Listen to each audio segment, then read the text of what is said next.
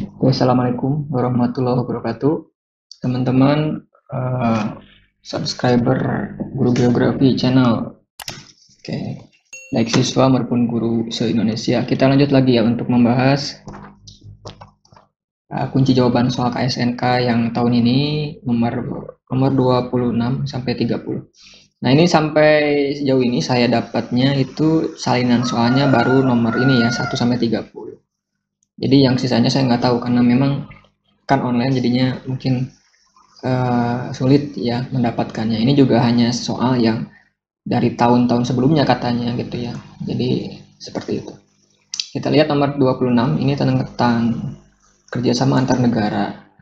Di tahun 90-an itu pemerintah Inggris memberi Malaysia sejumlah besar uang ya untuk membantu pembangunan pembangkit listrik tenaga air. Sebagai gantinya Inggris menuntut agar Malaysia itu membeli perlengkapan militer dan senjata dari Inggris. Nah, ini jenis bantuan yang kayak gini tuh apa? Apakah charitable long term aid, conditional aid, emergency aid, multilateral aid, mutual aid? Ini sebetulnya kalau kamu bahasa Inggrisnya oke, mungkin bisa ditebak, ya kan? Ya, entah misalkan nggak tahu apapun ya tentang materi ini, ini kan jadi si Inggris itu beri bantuan duit ya kan untuk bangun PLTA gitu kan. Tapi ada syaratnya, Inggris itu harus nuntut Malaysia agar Malaysia juga beli perlengkapan militernya dari Inggris. Berarti ini ada syarat. Ya udah ini conditional aid. Ya, bantuan bersyarat. Apakah semua bantuan negara kayak gitu? Enggak, ada macam-macamnya ini. Ada di sini nih.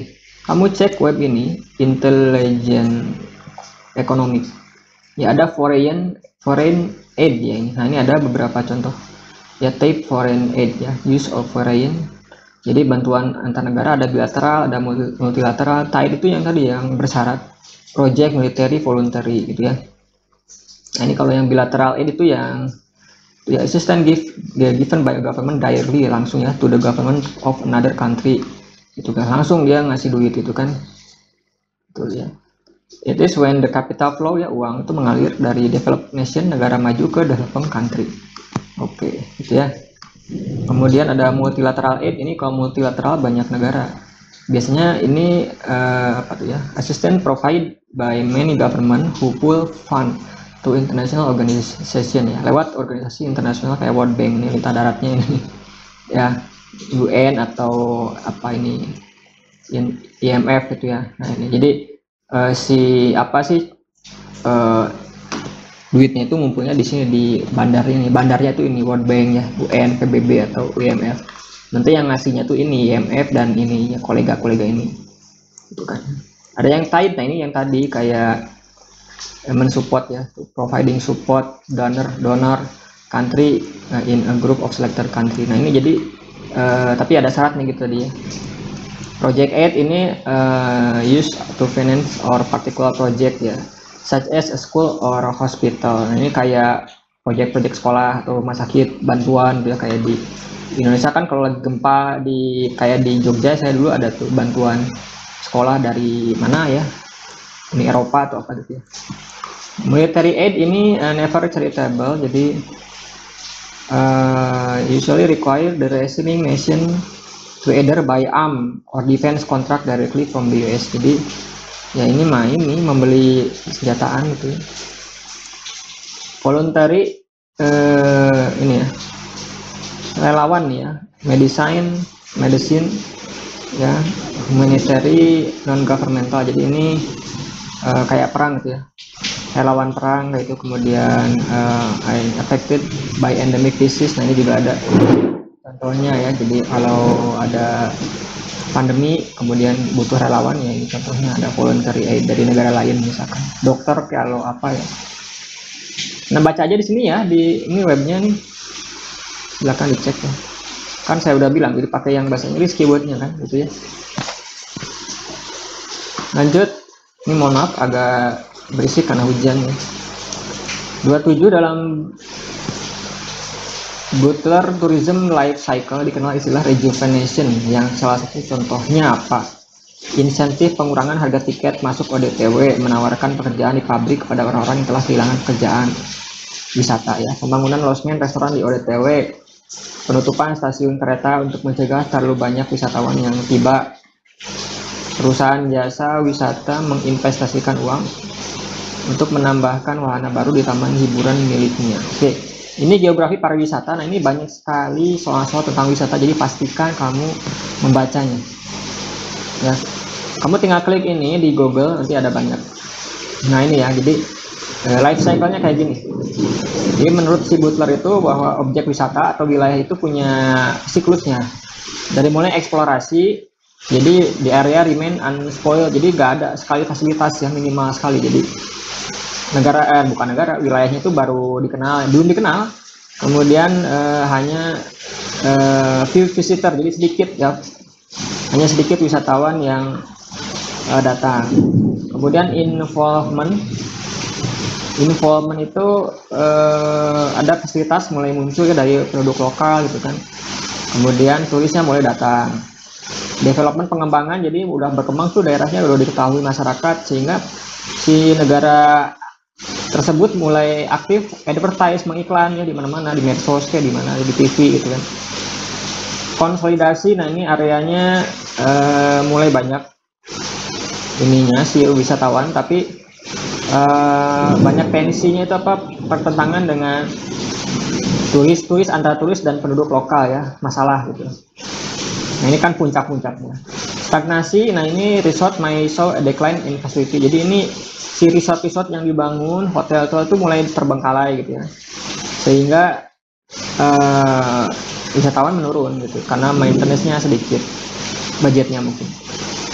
Rejuvenation, nah ini di area may receive funding ya, mendapatkan investasi gitu kan, entah dari pemerintah daerah atau dari mana ya, sehingga gain back its image, mulai image wilayahnya naik lagi, sehingga visitornya mulai berkembang lagi.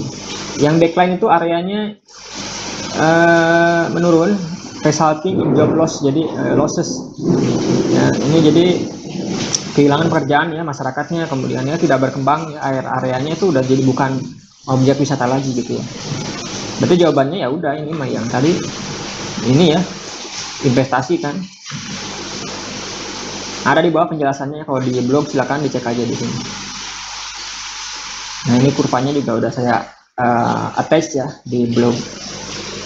28 tujuan wisata yang paling mungkin dikunjungi oleh tipe wisatawan alosentrik apa? Yellowstone, Marachien, Sungai Chongyecheon, Tembok Berlin, Taman Hide. Nah, ini kamu baca, ini ada di sini ya, tipologi wisata kata kuncinya. Nah, ada allocentric, physical-centric, mid-centric. Ini banyak sekali di setiap soal. Jadi pastikan baca tentang wisata.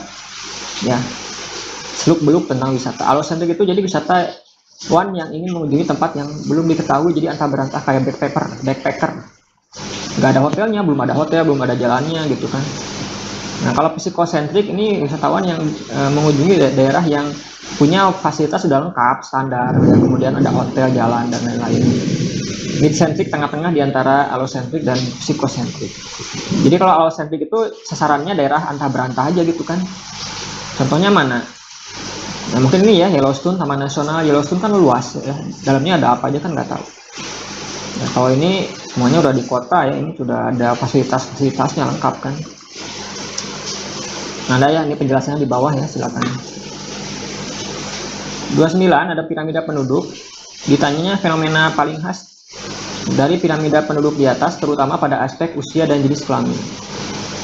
Jumlah penduduk dominasi usia muda, harapan hidupnya lebih rendah dibanding usia dewasa yang mudanya. Kualitas penduduk usia 55 sampai 59 lebih rendah dibanding usia lainnya. Kecenderungan jumlah penduduk usia laki-laki dan perempuan seimbang.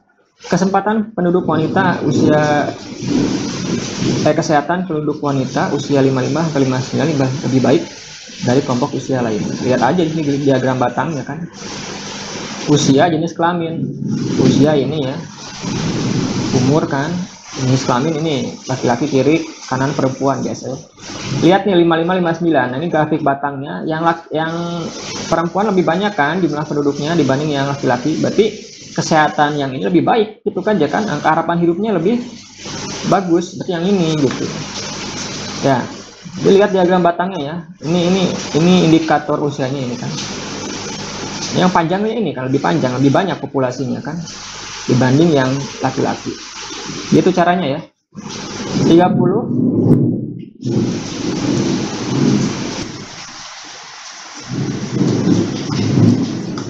seorang wisatawan memiliki ciri-ciri sebagai berikut. Mencari daerah tujuan yang aman, terjamin keamanan dekat pusat kota. Berdasarkan ciri tersebut dapat disimpulkan bahwa wisatawan tersebut tergolong jenis ini mah jawabannya ada di nomor 28 tadi ya. Allocentric, mid-centric, psychocentric, near psychocentric, centric, dependable.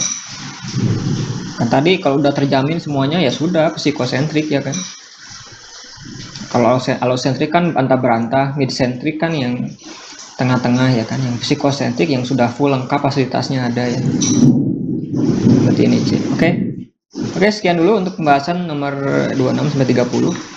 Nanti akan saya lanjut ke soal OSP ya atau KSNP, mudah-mudahan bisa bermanfaat. Pastikan kamu download materi geografi lengkapnya di sini ya. 32 materi training of trainer. Silakan kamu cek di sini aja, klik nanti ininya 32 materi nanti muncul.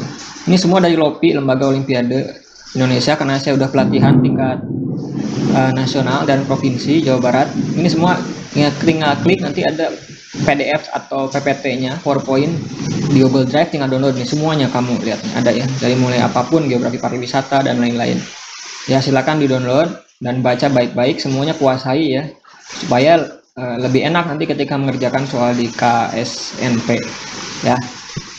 Oke ya, terima kasih. Assalamualaikum warahmatullahi wabarakatuh.